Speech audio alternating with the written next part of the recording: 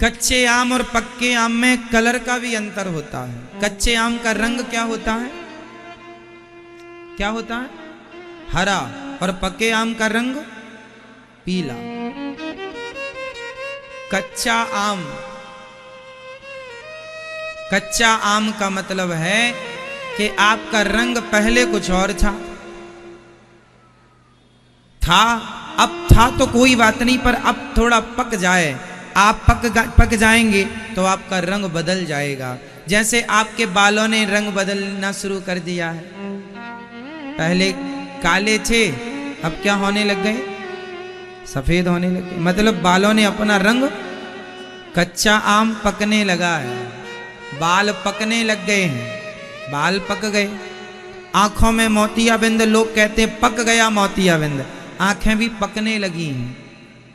मोतियाबिंद नहीं कहते, पक जाए फिर ऑपरेशन होगा। बाल पकने लग गए हैं, आंखें पकने लग गई हैं, घुटना भी पक गए हैं। क्या हो गए? अब सारा शरीर पका पड़ा है।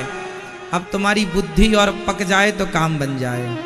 पकी हुई बुद्धि वह है जिसका मन सदा के लिए भगवान के चरणों में लग जाए, समझ लो पक गया है। अभी भी पत्नी पुत्र बेटा बेटी याद आ रही है, मतलब अभी कच्चा है।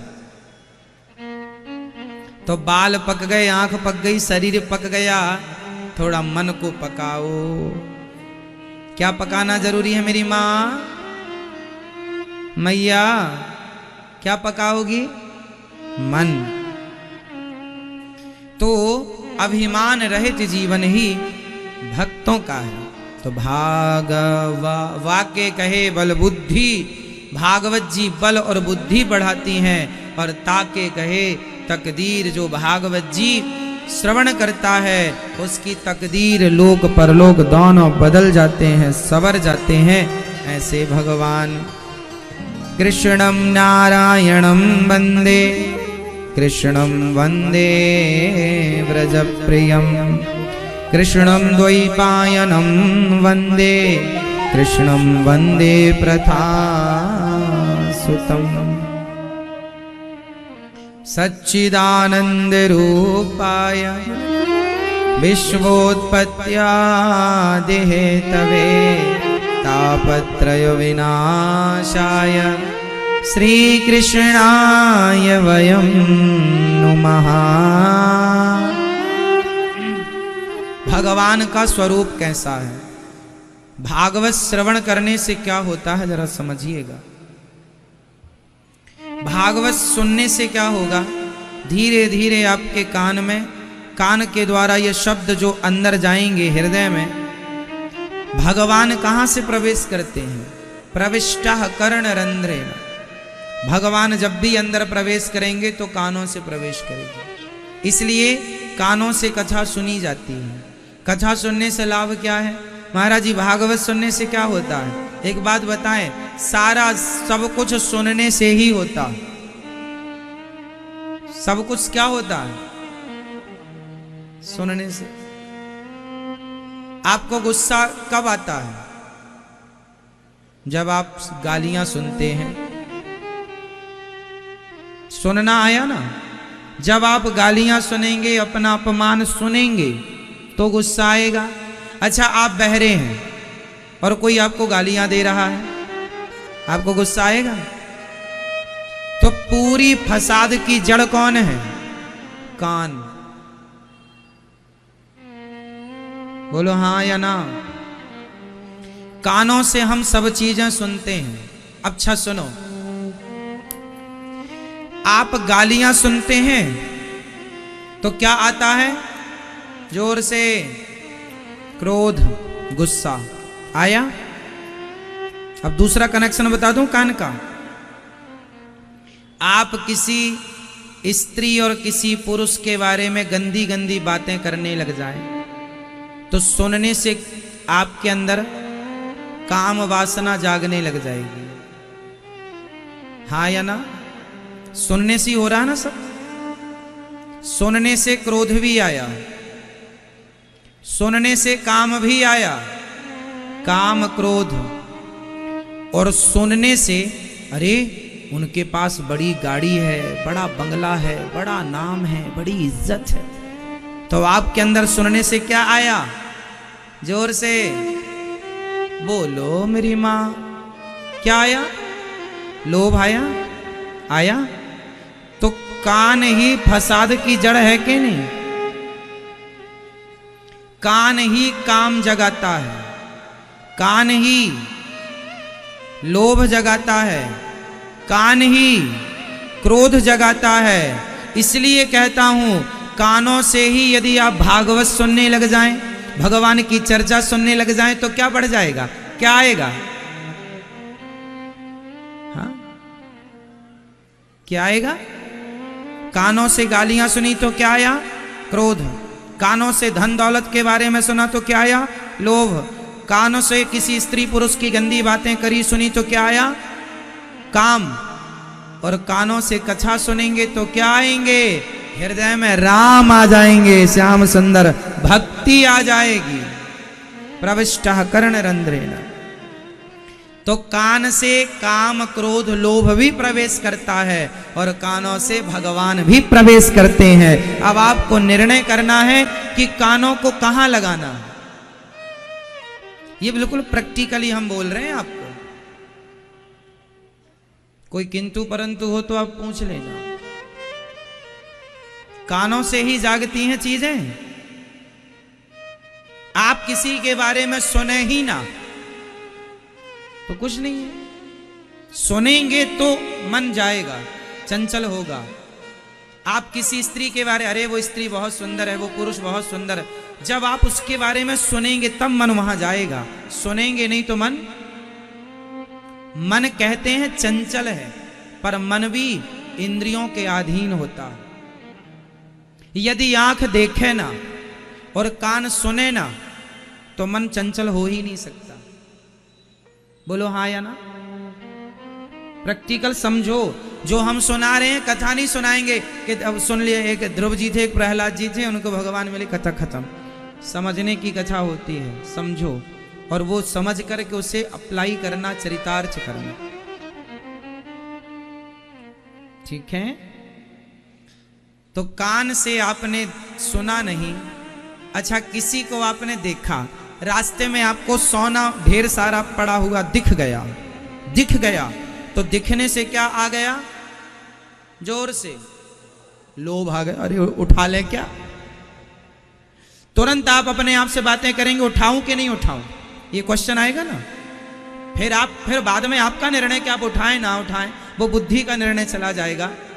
लेकिन देखा किसने? आंखों ने। और देख करके तुरंत किसको सूचना दी? आंखों ने। लोभ नाम के व्यक्ति को। आंखें लोभ महाराज से जुड़ी रहती हैं, कान लोभ का ही चट्टे बट्टे हैं दोनों। आंख ने तुरंत लोभ को सूचना दी, सोना पड़ा, उठाए नहीं, किसी का होगा। अरे कहां नहीं, कलयुग चल रहा, कहां तुम ही ईमानदार बनोगे, सब तो बेईमान, उठा लो। तुम देखो ऐसे आप अपने आप को ऐसे समझाते हैं। जब भी आप कोई गलत काम करते हैं तो एक बार आपका मन, एक बार आपकी अंतरात्मा जरूर आपसे कहती है ये गलत है। बोलो हाँ या ना? बोलो हाँ या ना? सबकी अंतरात्मा एक बार कहती है ये गलत है, लेकिन आप उस अंतरात्मा को नहीं सुनते, और वही आत्मा की आवाज परमात्मा की आवाज होती है। जिस आवाज को आपने सुनकर अनसुना कर दिया और बाद में आप कहते हैं अरे हमने गलत काम किया तो भगवान ने रोका क्यों नहीं? अरे रोका था, तुमने माना ही नहीं, तुम माने ही नहीं। तो कान का कनेक्शन भी है लोभ से और आंख का कनेक्शन भी है, हाँ या ना? मैया सो रही हो क्या मेरी माँ? नींद आए तो बता देना, लोरी सुनाएंगे आपको अच्छी वाली।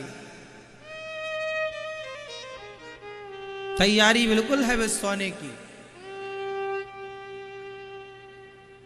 कब लटक जाए पता नहीं।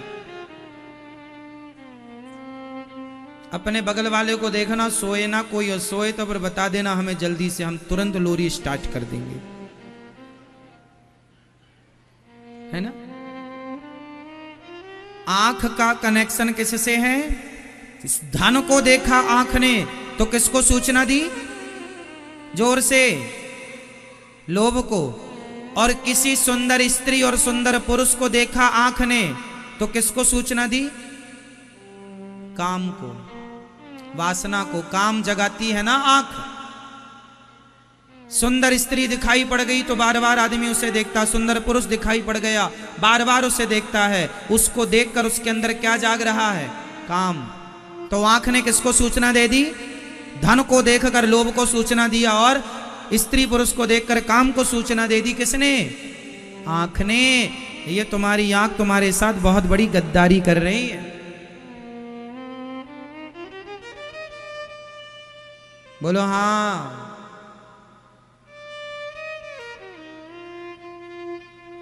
और यदि आंख ने देख लिया कि आपके बेटे को किसी ने मारा है तो आंख किसे सूचना देगी? जोर से। आंख किसे सूचित करेगी तुरंत? जोर से बोलो मेरी माँ। कितना साइंटिफिक समझा रहा हूं आपको। बिल्कुल साइंस है, ये प्रत्यक्ष है, ये प्रैक्टिकली ज्ञान है। बोलो हाँ या ना। यदि आपके बेटे को किसी ने मारा और आपकी आंखों ने देख लिया तो तुरंत वो देखी आंख किसे सूचना देगी? किसको? क्रोध को। तो कान का संबंध भी 3 से था और आंख का संबंध भी 3 से है। तो आपके अंदर काम, क्रोध, लोभ, इन तीनों के 2 गुप्तचर विशेष हैं, एक आंख और एक। इसलिए आंख संभालो। और हाँ, इसलिए कहते हैं बुरा मत सुनो, बुरा मत देखो। और तीसरी फसाद की जड़ है जिह्वा, मुंह। आप जब बोलते हैं ना, कुछ भी बोल जाते हैं, इसलिए विचार करके बोला करो। शब्दों में बड़ी जान होती है। इन्हीं से आरती, अरदास और अजान होती है। यही समुंदर के वह मोती हैं जिनसे इंसानों को पहचान होती है। अरे आपकी वाणी ही बताएगी कि आप कितने बड़े मूर्ख हैं और कितने विद्वान हैं। आपका शरीर नहीं बताएगा कि आप कितने मूर्ख और विद्वान हैं। आपकी वाणी जब खुलती है तो पता चलता है कि आप कितने मूर्ख और कितने। क्यों जी? आप चुपचाप खड़े रहें तो आपको देख के कोई नहीं बता सकता कि आप मूर्ख हैं कि ज्ञानी हैं। जब आपकी वाणी खुलती है तो आपकी वाणी के बोलने चालने के ढंग से आदमी समझ लेता है कि कितना पढ़ा लिखा हो, कितना लंठ है, मूर्ख है। बोलो हाँ, सही है। इसलिए बुरा मत बोलो, बुरा मत सुनो, बुरा मत देखो और बुरा मत बोलो। 3 पर कंट्रोल। 1 2 3। 3 पर कंट्रोलिंग आ गई। अच्छा, आंख ने देखा तो आंख ने क्रोध जगाया, आंख ने लोभ जगाया, आंख ने काम जगाया। पर यही आंख यदि भगवान को देखने लग जाए ना तो यही आंख भक्ति भी जगाती है। जो बुरी है वो अच्छी भी है। बस आपको उपयोग क्या करना है, अच्छा या। हर चीज में अच्छाई और बुराई है। आपकी आंख में भी अच्छाई और बुराई है, आपके कान में भी अच्छाई और बुराई है। अब आप उसका यूज क्या करते हैं? अच्छाई का उपयोग करते हैं या आप उसके बुरे का यूज करते हैं? आप पर निर्भर करता है। ठीक है। अब आपकी वाणी, आप चाहें तो अच्छा बोलकर किसी को खुश भी कर लें, और आप चाहें तो अपनी वाणी से किसी को दुखी भी कर दें, और आप चाहें तो इसी वाणी से भगवान के गीत गा गा करके, अरे मीराबाई भगवान के गीत गा गा करके भगवान को पा लिया कि नहीं? ये वाणी है साहब, ये भगवान को भी रिझा लेती है। अब आपको उपयोग क्या करना है? व्यर्थ की बातें करनी है। ये वाणी से क्या क्या होता है? मैं ये बताओ, वाणी से क्या क्या होता है? आंख से क्या क्या होता हमने समझाया, कान से क्या क्या होता हमने समझाया। अब आप लोग हमें समझाओ कि वाणी से क्या क्या होता है। 2 हमने समझाया, 1 आप हमें समझाओ। मैया तैयार हो मेरी माँ? चलो, वाणी से क्या होता है? मैया सो रही हो? ये मैया जाग रही है, सो मत जाना मेरी माँ। यहां देखो मेरी माँ, बताओ आप बताओ, वाणी से क्या क्या होता है? चलो मैया आप बताओ। इतना कहां सोचने का टाइम है, मैया आप बताओ, बैठे बैठे, खड़े नहीं होना। वाणी से क्या क्या होता है सुनो। सास बहू के झगड़े कहां से होते हैं बताओ? यहीं से होते हैं। पति पत्नी का झगड़ा कहां से होता है? हम पूछ रहे हैं, आप कोई बोल ही नहीं रहे। सास बहू का झगड़ा वाणी से होता है। यदि सास बोलती रहे और बहू चुप रहे तो क्या मजाल के झगड़ा हो जाए?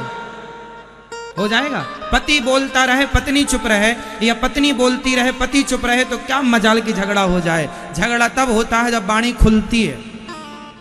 बोलो हाँ या ना। तो झगड़े की जड़ वाणी है। तो वाणी से क्या क्या होता है? सास बहू का झगड़ा होता है, पति पत्नी का झगड़ा होता है, पड़ोसियों का झगड़ा हो जाता है। ये वाणी के कारण लातें भी पड़ जाती हैं, तुम्हें बातें भी पड़ जाती हैं। और सुनो वाणी का चमत्कार, ये वाणी है साहब, यदि किसी दुखी आदमी के कंधे पर हाथ रख के बस कह दिया घबराओ मत हम तुम्हारे साथ हैं, तो ये वाणी औषधि का काम भी करती है। ये वाणी औषधि का काम करती है ना। और ये वाणी ही तो है जिस वाणी को सुनने के लिए आप लोग हजारों किलोमीटर से आए हैं, यहाँ हजारों किलोमीटर दूर से यहाँ सुनने आए। क्या सुनने आए हैं? वाणी ही सुनने आए हैं। वाणी मीन्स कथा तो वाणी से ही निकलेगी ना। तो भगवान की कथा भी वाणी से हो सकती है, निंदा चुगली भी वाणी से होती है। एक एक घंटे दो दो घंटे कुछ लोग क्या करते हैं? चुगली निंदा।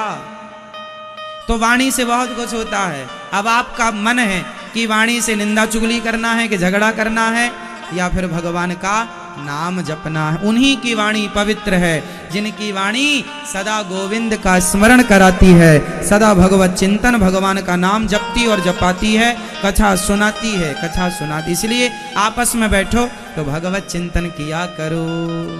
इसलिए बुरा मत देखो, बुरा मत बोलो, बुरा मत सुनो।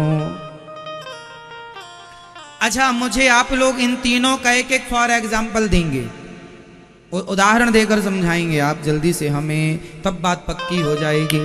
बताओ वो कौन है जिनकी वाणी बिगड़ने से सर्वनाश हो गया? वो कौन है जिनकी वाणी बिगड़ने से बहुत कुछ बिगड़ गया? चलो ऐसा समझो, किसकी वाणी बिगड़ी तो बहुत कुछ बिगड़ा? उत्तर किसका? किसका? द्रौपदी। द्रौपदी की क्या बिगड़ गई वाणी? क्या कह दिया?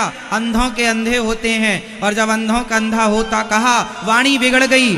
और केवल द्रौपदी की नहीं, और सुनो, दुर्योधन की भी वाणी बिगड़ गई। अपनी भौजाई के लिए, भौजाई समझते हैं भाभी मीन्स भौजाई, अपनी भौजाई द्रौपदी दुर्योधन की कौन लगती है? बड़े भाई की पत्नी है ना, तो भाभी हो गई। गांव की भाषा में भौजाई कहते हैं। तो दुर्योधन अपनी भौजाई को क्या कह रहा है? अपनी भाभी माँ को क्या कह रहा है? आजा मेरी गोद में बैठ जा। क्या बिगड़ गए? जोर से शब्द बिगड़ गए, वाणी बिगड़ गई। हाँ, तीसरा दानवीर कर्ण। दानवीर कर्ण ने क्या बोला था द्रौपदी को? तेरे 5 हैं, छठा मुझे बना लो। क्या कहा था? हाँ, इस बात को कहे हुए 5,500 साल हो गए, अभी तक सब कोई जानता है। संसार युग बदल जाएंगे साहब, समय बदल जाएगा, पर तुम्हारे शब्द कभी ना बदलेंगे। जो कह दिया वो अमर हो गए। इसलिए जरा कहने के पहले समझ लिया करो क्या कह रहे हो। शब्द संभाल के बोलिए, शब्द के हाथ ना पाओ। एक शब्द औषधि करे, एक शब्द करे घाव। वाणी है, कुछ भी ना टर टर टर टर करते रहा करो। जो कुछ भी बोलता उन्हीं को मेंढक बना के भेजते हैं भगवान, बारिश में जाके टर टर टर चिल्ला रहे हैं। संभल कर बोला करो। तो द्रौपदी के बिगड़े शब्द, वाणी बिगड़ गई तो महाभारत हुआ। दुर्योधन के शब्द बिगड़ गए, सर्वनाश हुआ। फिर आप लोग भी मेरी माँ कुछ भी ना बोल दिया करो, मुंह फट ना बनो, विचार करके बोला करो। सास को भी कुछ ना बोला करो, बहू को भी कुछ ना बोला करो, पति को भी कुछ ना बोला करो, पत्नी को भी कुछ ना बोला करो। बोलने के पहले विचार कर लो। तुम बोल करके तो कल एक हो जाओगे, पर एक होने पर भी बोला हुआ शब्द लोग 2 साल बाद भी याद रखेंगे, तुमने तब ऐसा बोला था। बोलो, याद रखते हैं कि नहीं? सास बहू ने आज झगड़ा कर लिया, कल एक हो जाएंगी, लेकिन बोला हुआ शब्द 10 साल बाद याद रहेगा कि सास ने ऐसा कह दिया था। पति पत्नी बोल के एक हो जाओगे, पर 10 साल बाद याद आएगा तुमने ऐसा कहा था, याद करो। उस बात को लेके भी झगड़ा हो सकता है कि तुमने ऐसा कह दिया था। बोलो हाँ या ना? इसलिए बोलो ही मत ना। जब एक होना है तो बोलना, विचार के बोलो। ठीक है मेरी माँ। चलो अब दूसरा आगे बढ़ते हैं। कान, बुरा किसने बुरा सुना तो विनाश हुआ। बुरा बोला द्रौपदी ने तो महाभारत हुआ। बोलने का कह रहे इसलिए बोला ना करो। अब कान की बात चल रही है। वो कौन है जिसने सुना गलत तो सुनने से बहुत कुछ बिगड़ गया? बताओ जल्दी भैया, बताएंगे आप? चलो आप बताओ, चश्मा वाले भैया, बैठे बैठे बताओ। बिल्कुल परेशान होना नहीं है, ये कोई स्कूल नहीं है कि हम आपसे देना ही पड़ेगा आंसर। नहीं, आप अपने विवेक से बोलो। कौन था वो जिसके कान बिगड़ने से बहुत कुछ बिगड़ गया? आप बताओ। हाँ आप बता दो। आप बताओ मेरी मां। कैकई। कौन? कैकई मां के क्या बिगड़ गए? कान। किसने बिगाड़े? मंथरा ने। कैकई मां के क्या बिगड़े? कैकई मां के क्या बिगड़े? कान बिगड़े। तो कान बिगड़ने से क्या हुआ? राम जी का वनवास और पति की मृत्यु और पुत्र भी रूठ गया भरत जी। किसके कारण? माता कैकई का ऐसा कान बिगड़ा कि कान बिगड़ने से नाम बिगड़ गया। आज तक कोई बाप अपनी बेटी का नाम कैकई नहीं रखता। कौशल्या लाख मिल जाएंगी आपको। क्या बिगड़ गया? बोलो मेरी मां। जो आप लोग दिन भर चुगली सुनती रहती हो ना, पड़ोसियों की, पड़ोसन की, क्या मिलता है तुम्हें? कान बिगाड़ के अपना विनाश करोगी। ज्यादा चुगली ना सुना करो किसी की। अरे कोई कैसा है, हमें क्या करना? कोई कैसा है, हमें क्या लेना देना? तुम चूल्हे में जाओ, हमें क्या करना? हमारा पड़ोसी बुरा है तो है बुरा, हमें क्या करना भाई? हमारा पड़ोसी अच्छा है तो अच्छा है, हमें क्या करना? ना हमें किसी की बुरी से मतलब रखना चाहिए, ना हमें अपने से मतलब रखो ना। हम कैसे हैं? इस धरती पर सबसे बुरा कौन है? आप बताओ। ओनली आप। सबसे बुरा कौन है? मैया। आप सबसे बुरा कौन? भैया बताएंगे। पीछे वाले आप बैठे हैं, आगे बैठे हैं, पीछे से सबसे आगे बताओ कौन सबसे बुरा है? आप बताओ। पीली मैया बताएंगी। मैया बताओ, पीली साड़ी वाली मैया, सबसे बुरा कौन है? हाँ ये भैया बताएंगे। आप बताओ सबसे बुरा कौन? कौन? हा? कौन? पड़ोसी। सबसे बुरा कौन है? सबसे, इस धरती पर सबसे बुरा हूं मैं मीन्स हम। बुरा जो देखन मैं चला, बुरा ना मिलिया कोई। बुराई देखनी है तो पड़ोसियों की नहीं, स्वयं की देखो। हम स्वयं कितने बुरे हैं। उन बुराइयों को, उन कमियों को समाप्त करो और आप एक अच्छे इंसान बनो। हमें क्या करना कि तुम कैसे हो? हमें आपसे एक लाभ, हम क्या? चलो आप बहुत अच्छे हैं तो भी हमें क्या करना आपसे, और आप बहुत बुरे हैं इससे भी हमें क्या करना? हम कैसे हैं? हम अपने को देखें, आत्म मंथन करें, आत्म चिंतन करें, अंतर्मुखी बने, बहिर्मुखी नहीं। ठीक है? तो कान किसके बिगड़ गए? जोर से। कान किसके बिगड़ गए? माता कैकई के कान बिगड़ गए तो क्या हो गया? बहुत कुछ बिगड़ गया, हाँ या ना? तो आप भी मंथराओं के मुंह मत लगा करो। कैकई माता मंथरा के मुंह लग गई तो बिगड़ गए कान। लो, अब रो रही है माता कैकई, अब रोने से क्या होगा? जंगल जाके पंचवटी कैकई, चित्रकूट में माता रो रही है, राम जी मैंने तुम्हारे साथ बहुत बुरा कर दिया। कर दिया? तब तो समझाया था दशरथ जी ने, मैं जी ना पाऊंगा राम के बिना, तुम गलत निर्णय ले रही हो। कैकई नहीं, मैं सही कह रही हूं। इतना गजब का कान भरा मंथरा ने, पति के सुनने को तैयार नहीं। इसलिए ऐसे मंथरा जैसे लोगों से बच के रहना, वरना सर्वनाश होगा। ये जो तुम आप मेरी माँ दिन भर निंदा चुगली सुनती और सुनाती हो ना, कोई लाभ नहीं है, संभल जाओ, बहुत बड़ी क्षति होती है। इतिहास साक्षी है, देख लेना कभी उठाकर। चलो अब तीसरी बात करते हैं। किसकी आंख बिगड़ी? मुंह बिगड़ा द्रौपदी का, कान बिगड़े माता कैकई के, और मुंह किसका? आंख किसकी बिगड़ी? जोर से बोल दो। मैया हो गई पंचायत मेरी माँ, कर लो थोड़ी और। अच्छा बताओ, किसकी आंख बिगड़ गई? हाँ, पीली मैया बताएंगी फिर से। आंख किसकी बिगड़ी थी बताओ बेटा, आप बताओ किसकी बिगड़ी आंख? सिंपल है ये तो, रावण। मैया किसकी आंख बिगड़ी? रावण ने माता सीता को अपनी गंदी आंखों से देखा, और जिसकी आंख बिगड़ती है पराई नारी को देखकर, उसका सर्वनाश होता है। होता है? रावण की आंख बिगड़ गई, सर्वनाश, सर्वनाश समूल नष्ट हो गया। रहा ना कोकुल रोवनिहारा, एक लख पूत सवा लख नाती, जिसके घर पर दिया ना बाती।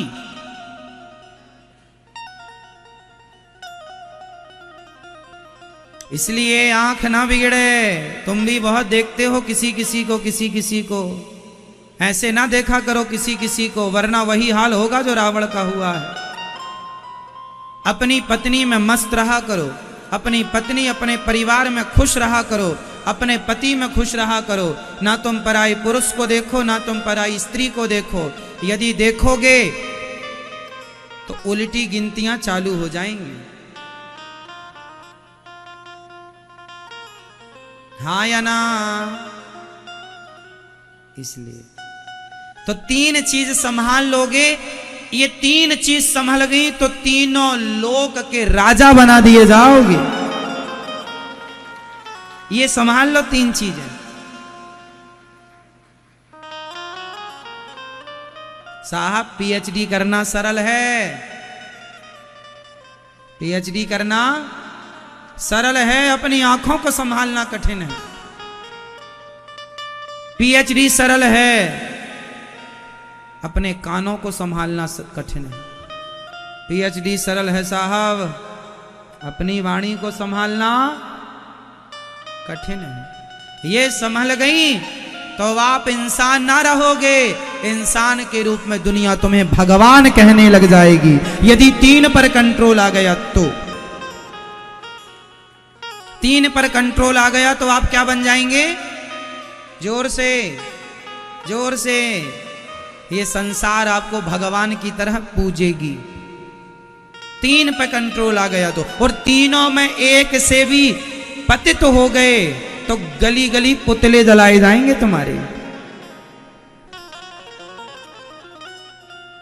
है ना? इसलिए संभल जाओ। भगवान सत्य है, उस सत्य परमात्मा की ओर बढ़ना है। ये संसार झूठा है,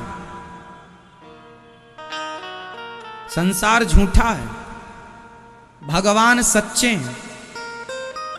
अच्छा बताओ, भगवान सच्चे हैं या झूठे हैं? जोर से। आप सच्चे हैं या झूठे हैं? हाँ हाँ, हम झूठे हैं, भगवान सच्चे हैं। क्यों? सच किसे कहते हैं? सच की परिभाषा क्या है? जो कभी बदले ना वह सत्य होता है। जो कभी ना बदले वो क्या होता है? सच तो 2002 में भी वो था, 2022 में भी वही रहेगा। सतयुग में भी जो सत्य सत्य था वह त्रेता में भी वही रहेगा। सत्य की परिभाषा ना सतयुग में बदलती, ना त्रेता में, ना द्वापर में। जबकि झूठ दिन में 10 बार बदलता है। बोलो हाँ या ना? सच कभी नहीं बदलता, झूठ 10 बार बदलता है।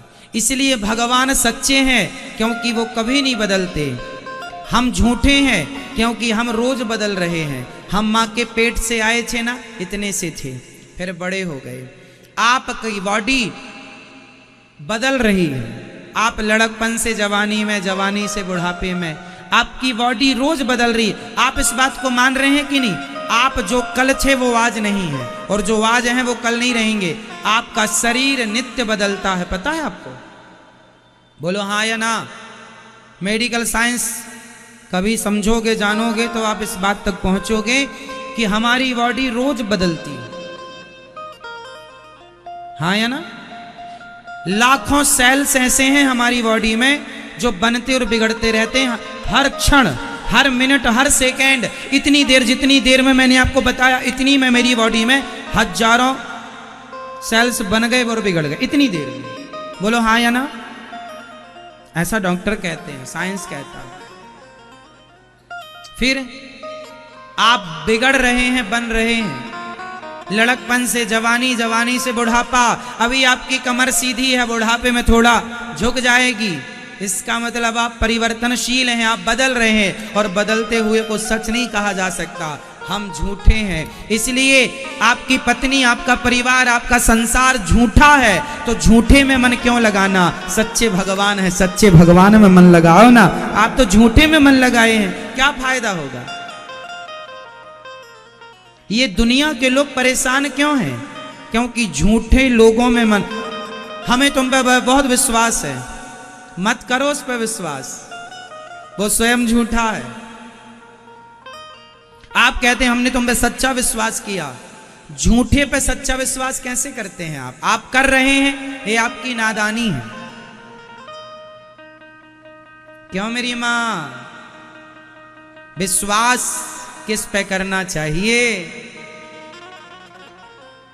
इसलिए विश्वास किस पे करना चाहिए? हाँ,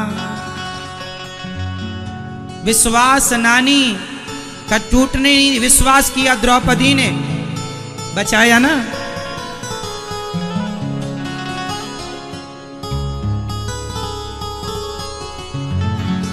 ये प्रार्थना दिल की बेकार नहीं होगी। ये प्रार्थना दिल की बेकार नहीं होगी। पूरा है भरोसा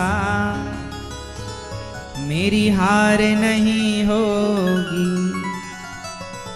सांवरे जब तू मेरे साथ है,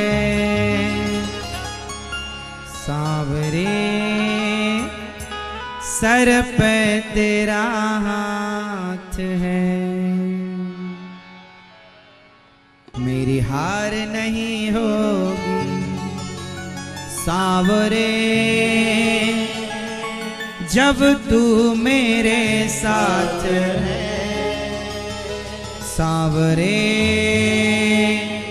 सर पे तेरा हाथ है।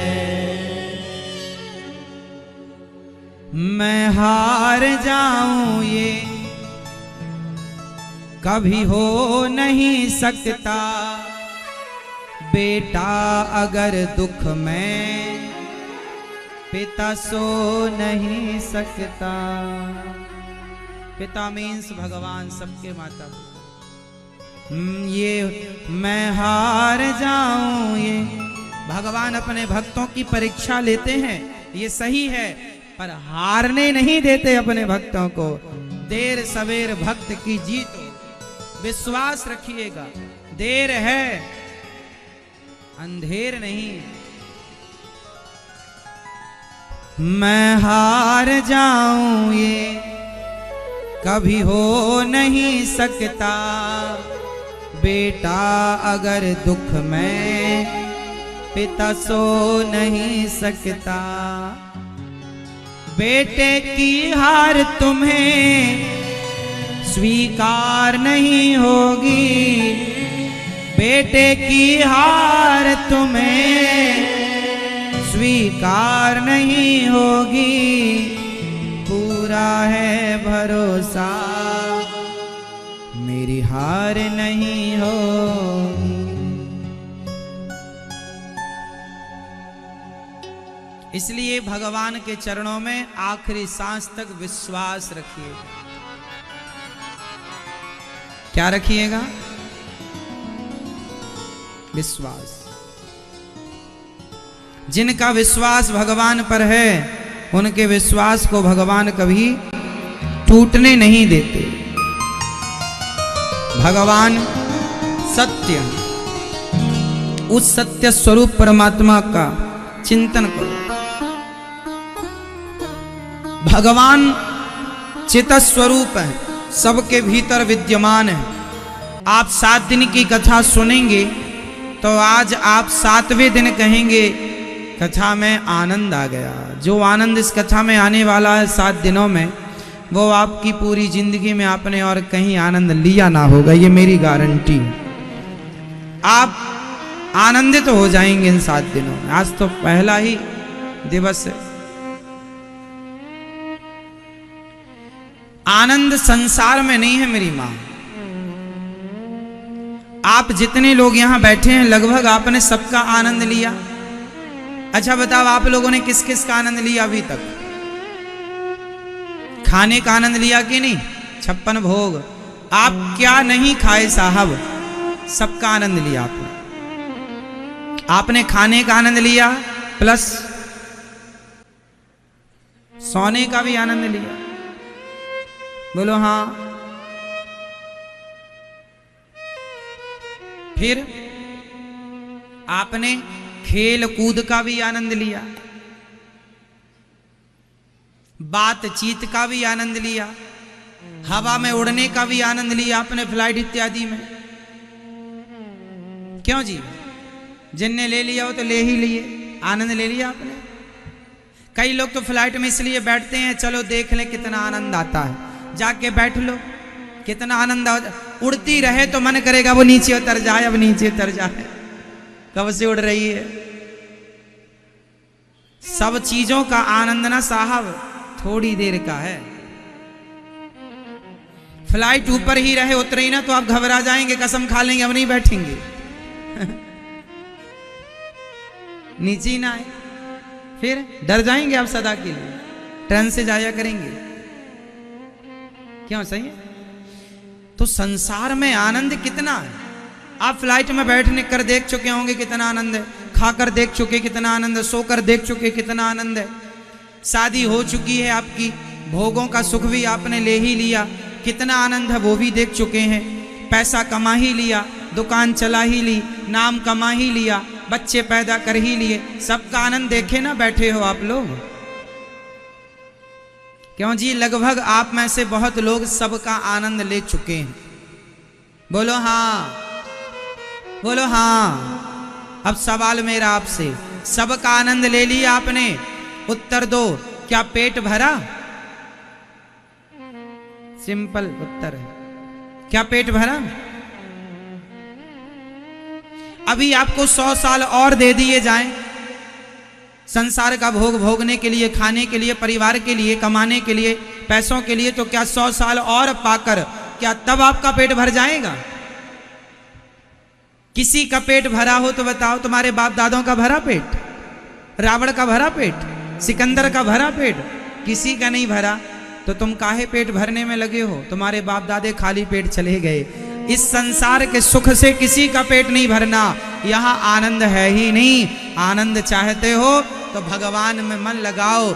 जो भगवान में मन लगने के बाद जो आनंद मिलेगा वो संसार में कभी किसी को मिल ही नहीं सकता।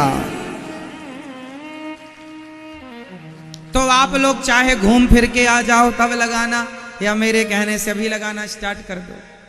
अभी ना विश्वास होए तो घूम फिर के आ जाओ। 10 साल बाद आप आओगे यहीं, और कहां जाओगे? 20 साल बाद। आज का नौजवान बच्चा है, शायद वो मेरी बात आज ना समझे, लेकिन बच्चू कहां जाएगा भाग के? घूम फिर के आएगा। सब तुझे सब घूम फिर के सब देख सुन के आदमी फिर आता है शांति से मंदिर में जाके बैठ जाए, भगवान अब कल्याण करो हमारा। पहले ही आ जाता तो इतनी माथा बच्ची काहे को होती। लेकिन नहीं, सीधा डायरेक्ट नहीं आता आदमी, इनडायरेक्ट आता, दर दर की ठोकरें खा के आता। पहले संसार में चूसता है, जैसे आम को लोग चूस करके फिर गुठली बचती है सो फेंक देता है, ऐसे ही सब परिवार रिश्तेदार परिवार में अपनी पूरी एनर्जी वेस्ट कर देता है। जब गुठली गुठली रह जाती है तब भगवान के पास आता है, हे भगवान अब कृपा करो। भगवान क्या नहीं छोड़ेंगे तेरी गुठली से। जब तक बल था शक्ति थी मुंह नहीं दिखाया, अब क्या करेंगे तेरे बुढ़ापे का भगवान। इसलिए भगवान की भक्ति बुढ़ापे में नहीं। ध्रुव और प्रहलाद जी समझदार हैं, लड़कपन से लग गए। और आप भी अपने बच्चों को, अपनी औलादों को समझा दो, बुढ़ापे का इंतजार ना करें। भगवान का चिंतन लड़कपन में हो जाएगा, भगवान में मन लड़कपन में लग जाएगा तो जवानी भी संवर जाएगी और बुढ़ापा भी सुधर जाएगा। और यदि बुढ़ापे के भरोसे बैठे रहोगे कुछ ना मिलेगा। बुढ़ापे में जब मन भगवान में लगता है ना, तो आदमी सिर्फ पश्चाताप करता है कि पहले से क्यों नहीं लगाया। एक मैया मेरे पास आई, गुरुजी मंत्र दे दो। हमने कहा लो सुनो। कान में हमने बोला, उसका जो मंत्र मूल मंत्र होता बोला। बोले महाराज जी और जोर से बोलो। हमने और जोर से बोला, और जोर से बोलो। हमने कहा सुनाई पड़ता है कि नहीं? महाराज हम बहरी हैं। अब और कितने जोर से बोले ये बताओ। तो आज लोग गुरु मंत्र लेने तब निकलते हैं जब बहरे हो जाते। अब इन्हें सुनाए क्या ये बताओ। ये भगवान की भक्ति करने तब निकल गए जब सारे सॉफ्टवेयर खराब हो गए, सारे फंक्शन खराब पड़े। अब क्या करोगे? जब तक तुम्हारे पांव अच्छे थे तब तक तुम्हारी अंदर भगवान को, बिहारी जी को देखने की उत्सुकता नहीं जागी। और बुढ़ापा आ गया, लंगड़े हो गए, चला नहीं जाता। अब रो रहे, हे भगवान बिहारी जी का दर्शन कर लेते, कर लेते, कर लेते। जब तक बल था तब तक भोगों में, परिवार में, संसार में उलझे रहे। और जब किसी काम के नहीं बचे तब भगवान की अब याद आई। अरे बुढ़ापे में याद आएगी। इसलिए कहता हूं बुढ़ापे के भरोसे ना बैठो, लड़कपन में ही गोविंद को अपने हृदय में बसा लो। भगवान का चिंतन मीराबाई की तरह जवानी लड़कपन से स्टार्ट कर लो।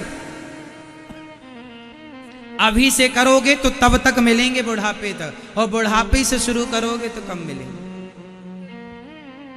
इसलिए लड़कपन खेल में खोया, जवानी बुढ़ापा देख कर रोया। इसलिए कहता हूं सही रास्ते पर चलने की कोई उम्र नहीं होती। आजकल की ये थिंकिंग बन गई है कि अरे भागवत कथा, ये गीता पुराण, ये तो बुढ़ापे में सुनेंगे। आज के नए बच्चों से कहो भाई सुना करो, अरे ये बूढ़े लोगों की चीजें हैं। बूढ़े लोगों की नहीं, तुम्हारी ही हैं। तुम ही सही रास्ते पर चले गए, चल पड़े ना, सवर जाएगा जीवन। बुढ़ापे के भरोसे ना बैठे रहना। बुढ़ापा आएगा, इसकी गारंटी कौन लेगा? आप में से कौन गारंटी लेगा कि आपका बुढ़ापा आएगा? बुढ़ापे के पहली कहानी पूरी हो गई तो। इसलिए समय ना गवाओ। काम, हम ये नहीं कह रहे हैं काम ना करो, हम ये नहीं कह रहे हैं कि तुम जंगल चले, ना जी। काम करो, पैसा कमाओ, इज्जत कमाओ, खूब पैसा कमाओ, खूब नाम कमाओ, खूब इज्जत कमाओ संसार में। पर सब कुछ करते हुए बस भगवान का स्मरण बनाए रखो कि हे नाथ मैं आपको कभी भूलूं नहीं। क्योंकि अंतिम सत्य भगवान है, अंतिम सत्य परिवार नहीं है, अंतिम सत्य व्यापार नहीं है। सबको यही सब कुछ छोड़कर जाना है। इसलिए जो ले जाना है वो थोड़ा इकट्ठा करने लग जाओ। आप लोग क्या लेकर जाएंगे? क्या लेकर जाएंगे मेरी माँ?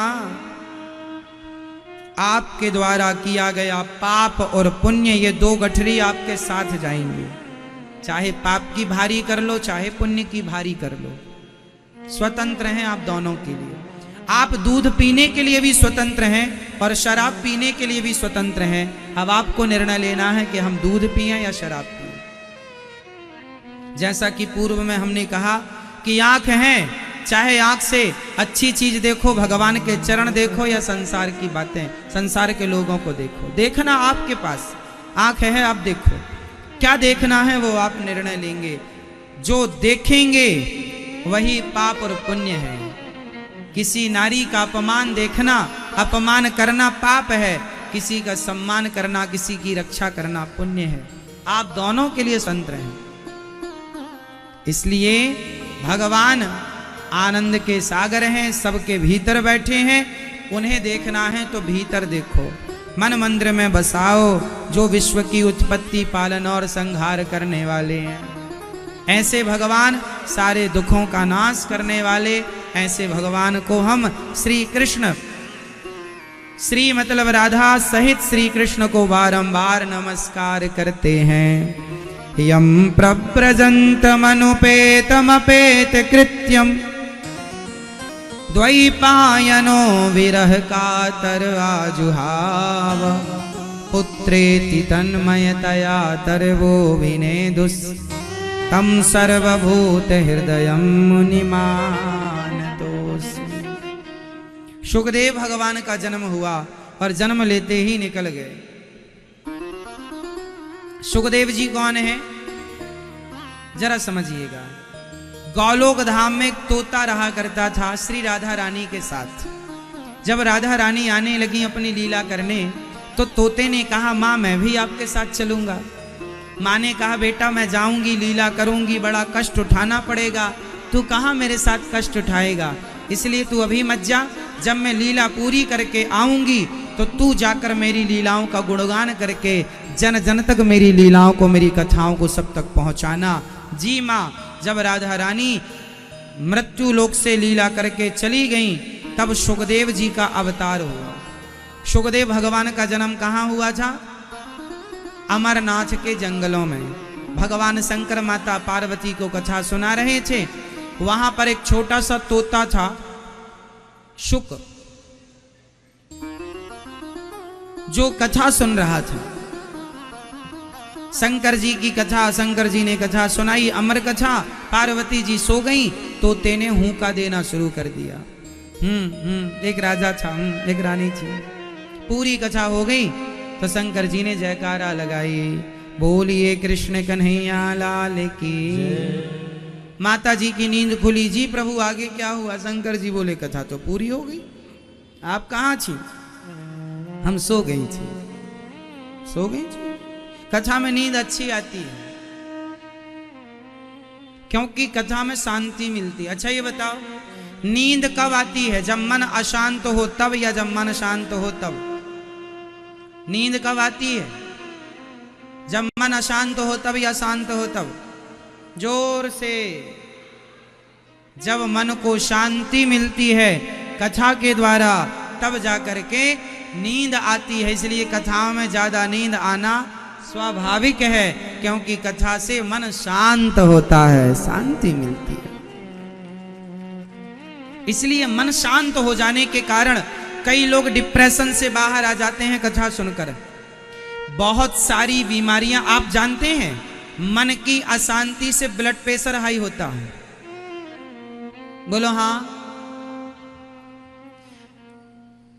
कई बार मन अशांत हो जाने से किसी किसी का ब्लड प्रेशर लो भी हो जाता है। टेंशन, चिंता करने से आदमी डिप्रेशन में चला गया, पागल हो जाता है। हाँ या ना? तो मन से बहुत सारी बीमारियां पैदा होती हैं। और आप कथाओं से जुड़े रहेंगे तो संसार के हॉस्पिटलों में तन की बीमारी का इलाज तो है, पर कथा ही है जिससे मन की बीमारी का इलाज होता है। इसलिए मन को स्वस्थ रखना है तो कथा सुना करो। कथा सुनेंगे तो मैं गारंटी लेता हूं ये दास अनिरुद्ध, आपका मन बिल्कुल टकाटक रहेगा, चकाचक। और मन यदि शांत है, देखो ना कथा सुनने से कितनी हमारी माताएं बहनें भाई लोगों को नींद आ जाती है, इसलिए आती है क्योंकि मन शांत होता है। शांति होती है ना, अच्छा लगता है, सारी बीमारियां धीरे धीरे भाग जाती हैं। कितने लोग ऐसे हैं, हजारों नहीं साहब लाखों होंगे मेरे देश में, जिन लाखों लोगों की टेंशन डिप्रेशन में गए हुए लोग कथा सुन करके ठीक हो गए हैं। ये दास अनिरुद्ध ने डिप्रेशन का इलाज किया है कथा के दौरान, सब बहुत लोगों का।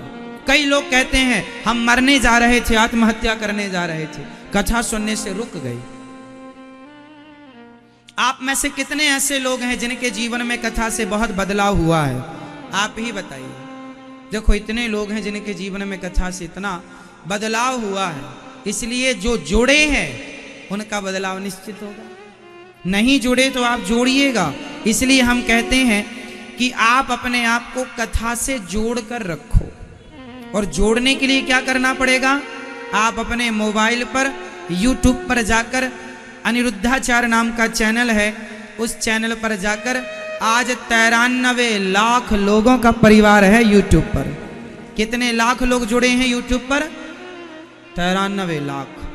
आप भी YouTube पर अनिरुद्धाचार्य डाल के ऐसे चैनल को सब्सक्राइब कर लीजिएगा और शेयर कर लीजिएगा, और बेल आइकन जरूर दबाइएगा, ताकि आपको कथा जब भी हो, जहां भी हो ना, तो आपको पहला नोटिफिकेशन आपके मोबाइल पर आइए। देखिए 93,12,865 ये 66 लोग जुड़ चुके हैं। आप भी सब्सक्राइब कर लेंगे, आपकी भी गिनती यहाँ चालू हो जाएगी। आप भी इस बड़े परिवार से अपने आप को जोड़ेंगे, और जोड़ने से क्या होगा? कुछ सीखने को ही मिलेगा। और मैं विश्वास दिलाता हूँ कि कथा सुनने वाला कभी डिप्रेशन में नहीं जा सकता, ये गारंटी है हमारी। कितने भी बड़े शराबी को आप बिठा दो कथा में, मेरे देश में लाखों लोग ऐसे हैं जो एक नंबर के शराबी थे, 20 साल से शराब पी रहे थे, पर कथा सुनकर बिल्कुल सात्विक हो गए, शराब इत्यादि मांस छोड़कर बिल्कुल अच्छा जीवन जीने लगे। ये कथा का प्रभाव है। इलाज केवल हॉस्पिटलों में ही नहीं होता साहब, भगवान की कथा भी बड़े बड़े इलाज करना जानती हैं। सबसे बड़े डॉक्टर भगवान हैं। कथा से मानसिक रोग ठीक होता है। ये मानसिक बीमारियां जिसको हो तो कथा सुनाओ, ना ठीक हो जाए सो कह देना।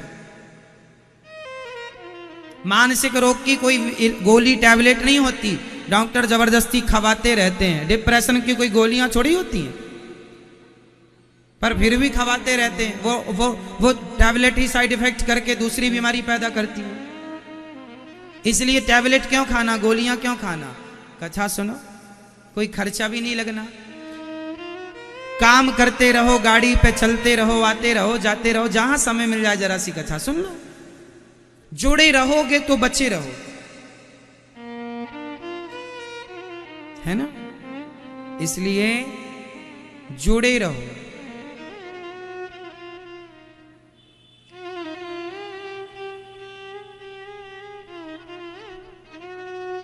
पत्ता जब तक पेड़ से जुड़ा हुआ है तब तक वह पत्ता सुरक्षित है, और पत्ता यदि डाल से टूट गया तो कहां जाएगा कोई नहीं जानता। जुड़े रहेंगे तो सुरक्षित रहेंगे, टूट गए तो कहां जाएंगे? हवा का झोंका जहां चाहे वहां उसे ले जाए, अब उसकी स्वतंत्रता नहीं है। पर जुड़ा है तो कितने भी हवा के झोंके आए, बाल विवाह का नहीं करती हवा। जैसे पत्ता डाल से जुड़ा होता है, हम सब पत्ते हैं और भगवान की कथा वो वृक्ष है, उससे जुड़े रहो। अपने आप को भगवान की कथा और भगवान से जोड़े रखो तो जीवन में कितना भी तूफान आए, बाल भी वाका नहीं कर सकता। और जरा टूट गए तो फिर हिचकोले खाते रहोगे जीवन में, यहां वहां की दर दर ठोकर। तो आप में से कितनों ने जोड़ के रखा है इस परिवार से, अनिरुद्धाचार्य परिवार से? YouTube चैनल को किस किस लोगों ने सब्सक्राइब कर रखा है? नहीं किया, कीजिएगा। अच्छी बातें ही सुनने को मिलेंगी, आपका समय हम वेस्ट बिल्कुल नहीं करेंगे, ठीक है? सुखदेव जी का पावन जन्म हुआ। शंकर जी ने कहा तूने मेरी कथा सुन ली चोरी से। शंकर जी मारने दौड़े, नन्हा सा तोता शुक उड़े और व्यास जी की पत्नी के मुख से गर्भ में जाकर बैठ गए। चोर हमारा आया है, निकालो। व्यास जी की पत्नी ने कहा यहाँ कोई चोर वोर नहीं है। आपकी जब अमर कथा सुन ही ली तो मरेगा कैसे, और मर जाएगा तो अमर कथा की महिमा कम नहीं हो जाएगी। शंकर जी चले गए, कथा उस तोते को ही सुनवानी थी, बस पार्वती जी को तो निमित्त बनाया भगवान शंकर ने। 12 वर्षों तक वह शुक माँ के गर्भ में रहे, कथा सुनकर गए थे, कथा का खूब चिंतन किया, और 12 वर्ष बाद तत्रा भवद भगवान व्यास पुत्रो, बाहर आए सुखदेव भगवान तो मनुष्य के रूप में भगवान की तरह गया था तोता, आया इंसान, क्योंकि भगवान का चिंतन करते करते वह तोता भगवान मय हो गया, भगवान जैसे हो गए। आए हैं वही सुखदेव जी ने राजा परीक्षित को फिर भागवत सुनाई। ऐसे सुखदेव भगवान को बारंबार नमस्कार करते हैं। जन्म लेते ही चल पड़े। कुछ देवांगना स्नान कर रही थी निर्वस्त्र होकर, सुखदेव जी को देखकर उन्होंने वस्त्र धारण नहीं किए, पर व्यास जी को देखकर धारण किए। व्यास जी ने कहा हमसे शर्माती हो? बोले नहीं, आपके पुत्र को तो ज्ञान ही नहीं है कुछ, कौन स्त्री कौन पुरुष, आपको तो बोध है, स्त्री पुरुष का ज्ञान है। अब 88,000 संत विराजमान है नैमिषारण्य की पावन धरती पर। वहां पर अज्ञान ध्वांत विध्वंस कोटि सूर्य समप्रभा, सूताख्या ही कथा सारम मम कर्ण रसायनम। सौनक आदि सभी ऋषियों ने खड़े होकर के सूत जी का भी वंदन किया, स्वागत किया, और कहा कि आप हमें कथा ऐसी सुनाइए कि भक्ति ज्ञान विरागाप्तो विवेको वर्धते महान। ऐसी कथा सुनाइए जिससे हमारा ज्ञान बढ़े। कथा क्या बढ़ाती है? ज्ञान, और भक्ति बढ़ाती है, कृष्ण की प्राप्ति करा दे, ऐसी कथा सुनाइए। सूत जी बोले प्रीति ही सौनक चित्ते ते यतो वच में विचारिचा। आपने ठीक सवाल किया है, इसलिए हम तुम्हें दिव्य कथा सुनाएंगे। काल अव्याल मुखग्रास त्रास निर्णा सहित, जैसे काल रूपी सर्प ने कछ मेंढक को अपने मुख में दबा रखा है। अच्छा ये बताओ, एक सांप ने मेंढक को अपने मुंह में दबा रखा है, अब वो मेंढक कितनी देर और जीवित रहेगा बताओ जरा? वो मेंढक कितनी देर सुरक्षित है? जब तक सांप अपने मुख में उसे निगल नहीं लेता। सांप ने मेंढक को मुंह में दबा रखा है, और मेंढक के सामने कीड़ा आया तो मेंढक सोचा ये मैं खा लेता तो कितना अच्छा रहता। खुद दबा है सांप के मुंह में, और चाह रहा है कि मैं इसे मार दूं। स्वयं मौत के मुंह में दबा है और चाहता है मैं इसे मार दूं। वो मेंढक कोई और नहीं है, मेरी माँ, आप, हम सब वो मेंढक हैं। हम और आप काल के गाल में दबे हुए हैं, काल के मुख में हम दबे हैं, आप भी काल के मुंह में दबे हैं। दबे हैं कि नहीं? काल रोज थोड़ी थोड़ी आप लोगों को खा रहा है। क्यों मेरी माँ? आपके काले काले बालों को कौन खा गया? आपके बालों के रंग को किसने खा लिया बताओ? काल ने, काल ने। काल अव्याल मुखग्रास, वो खा रहा है। जब आप बच्चे थे काले थे बाल, कितनी ताकत थी आपके अंदर। धीरे धीरे आपकी सारी ताकत कौन खा रहा है? बोलो जोर से मेरी माँ। काल। काल ने आपको मुंह में दबा रखा है, कभी भी अंदर कर सकता है, और आप चाहते हैं कि हमें ये मिल जाए, हमें वो मिल जाए। काल के मुंह में दबे हो, ये वो चाहत ना रखो। चाहत एक ही हो, बस भगवान को प्राप्त करने की चाहत हो। कन्हैया तुम्हें एक नजर देखना है, भगवान को पाने की इच्छा हो। इसलिए भागवत सुन लो, भागवत सुनेंगे कल्याण होगा। इसलिए अभी 25 दिसंबर से फिर यहाँ भागवत जी की पोथी पाठ बैठेंगी। आप लोग भी सुनिएगा। यदि अपने पूर्वजों के लिए, अपने कल्याणार्थ आप चाहें तो कराएं। 15 दिसंबर से जयपुर में कथा है। जो जयपुर के वासी हैं, क्षेत्रवासी हैं, जयपुर में 15 दिसंबर से कथा है। स्थान कथा का हम आपको बताएंगे। जयपुर में कथा है 15 दिसंबर से। फिर उसके बाद यहाँ भागवत जी की पोथी पाठ वृंदावन में 25 दिसंबर से। आप लोग भी कथाएं तो टीवी पे सुनते ही रहते हैं, चाहें तो आप भी पोथी पाठ से जुड़ सकते हैं। क्योंकि भागवत ही एक ऐसी हैं जो हम जीव मात्र के कल्याण के लिए निश्चित की गई हैं। 7 दिन में भागवत जी परीक्षित ने सुनी, सदगति हुई कि नहीं? अब सूत जी कहते हैं, सुनो। एक बार राजा परीक्षित भागवत सुन रहे थे, तब देवता आए और देवताओं ने कहा भागवत हमें सुनाइए। सुखदेव भगवान ने कहा ये भागवत सुनने के अधिकारी आप नहीं हैं। स्वर्ग के देवता भी भागवत जी सुनने के अधिकारी नहीं हैं। आप लोग परम भाग्यशाली हैं कि आप भागवत श्रवण कर रहे हैं। क्योंकि ये बिना भाग्योदेन बहु जन्म समर्जितेन सत्संगमं च लभते पुरुषो यदा वै। बिना भाग्य के भागवत नहीं मिलती। इंद्र आए, सुकम नत्वा वदन सर्वे स्वकार्य कुशलाः सुराः।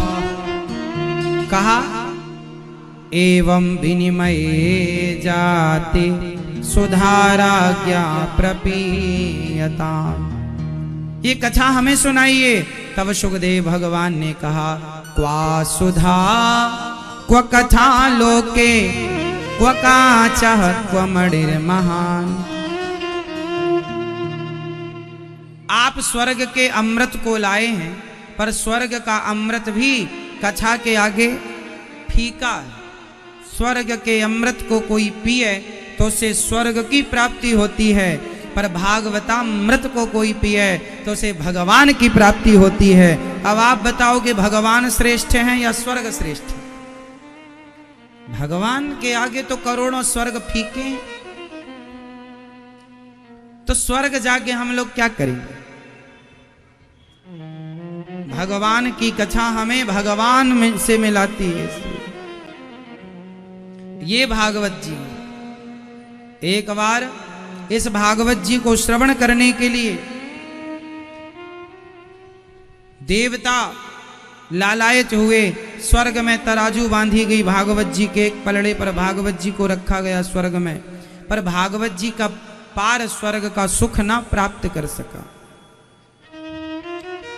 देवता भी तरसते हैं। एक बार नारद जी परेशान दिखाई पड़े सनकादियों को, तो सनकादियों ने नारद जी से पूछा कथम ब्रह्मन् दीन मुखः कुतश्चिंता तुरो भवान् त्वरितं गम्यते कुत्र कुतश्चागमनं तव।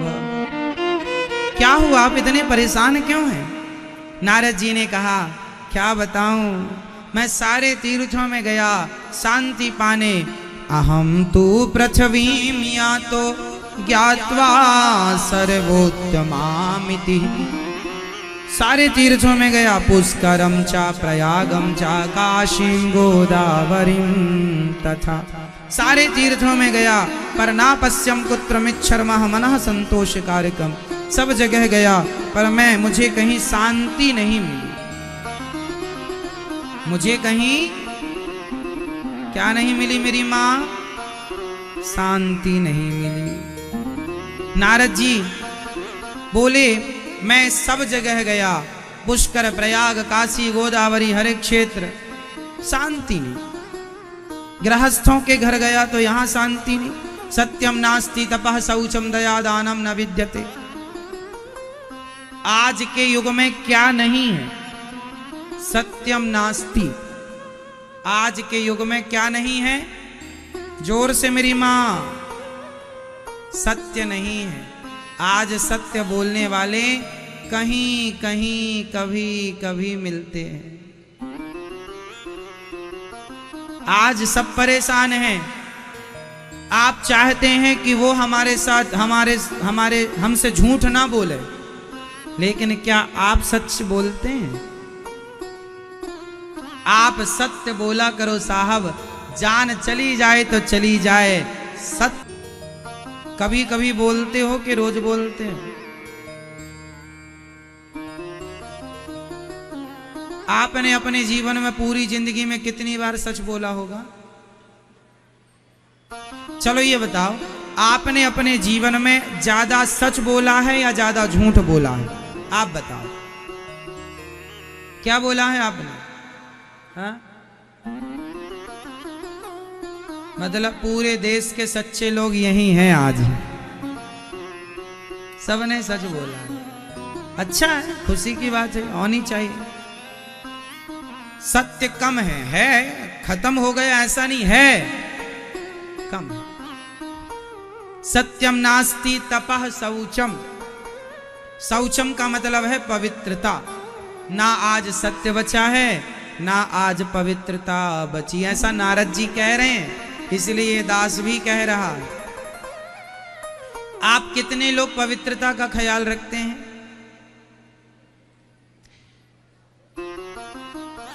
पवित्रता का आज लोग ख्याल नहीं रखते मैया। लघु शंका जाते हैं, लघु शंका जाके आ जाते हैं, ना हाथ धुलते हैं, ना पांव धुलते, ना कुल्ला करते।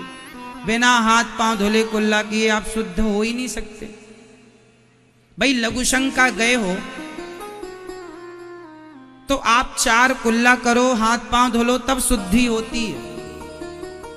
आपने लघु शंका जाकर हाथ पांव नहीं धुले तो आप अशुद्ध हैं। आप अशुद्ध हैं तो फिर नेगेटिविटी आएगी, नकारात्मक चीजें आपको पकड़ेंगी। शौच करने जाओ तो नहाना चाहिए।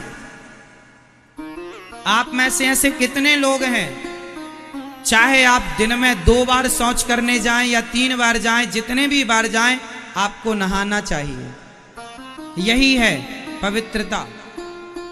अभी और बताऊंगा, पर अभी आप में से कितने लोग हैं जो शौच के बाद स्नान करते हैं? बस इतने लोग, बाकी लोग नहीं। बाकी लोग नहीं, क्यों नहीं? अब याद रखना, आप कहेंगे इससे क्या फर्क पड़ता है? साहब फर्क पड़ जाएगा, तब तुम्हारे को अक्ल आएगी। जैसी राखो शुद्धि वैसी बने, जैसी शुद्धि वैसी। बुद्धि का निर्माण कहां से होता है? बुद्धि का, लोग कहते हैं इसकी बुद्धि भ्रष्ट हो गई। जो अशुद्धि में जिएगा, शौच के बाद नहाना नहीं, लघु शंका के बाद कुल्ला नहीं करना, जूठे मुंह घूमते रहना। कई लोग खा लेते हैं, पानी नहीं पीते। खाने चम्मच से आप खाते हैं तो खाने के बाद आप हाथ भी नहीं धुलते। कई लोग पानी भी नहीं पीते। लिक्विड फॉर्म में आप टमाटो सूप इत्यादि ले लेते हैं, सूप इत्यादि। अरे बोले पानी की क्या? पानी पेट भर के नहीं पीना, 1 घूंट पानी पीना चाहिए, ताकि आप जो खाए हैं उससे आपको शुद्धि हो जाए। आचमन करना चाहिए। घूंट भर पानी, भोजन के बाद पेट भर पानी नहीं पीना चाहिए। भोजनांते विषमवारी, भोजन करने के 1 घंटे बाद पानी पीना चाहिए, पर भोजन के बाद थोड़ा सा पानी पीना चाहिए, जिससे आपकी शुद्धि हो जाए मुख की। तो लघु शंका के बाद कुल्ला, शौच के बाद स्नान, और भोजन के बाद हाथ मुंह धुलना। इसके बिना शुद्ध, अब जैसी आपकी शुद्धि बिगड़ गई, बुद्धि बिगड़ गई। आज बच्चों की बुद्धि क्यों बिगड़ी है? नहाते ही नहीं, शौच के बाद नहाते ही नहीं। कितनी अच्छी बुद्धि होगी इनकी, कितनी अच्छी सोच होगी। अरे शुद्धि अच्छी है ना, तो बुद्धि बिगड़ नहीं सकती साहब। शुद्धि से निर्माण होता है। बड़े बुजुर्गों कोई मूर्ख नहीं थे जो कह गए कि जैसे राखो शुद्धि वैसी बने।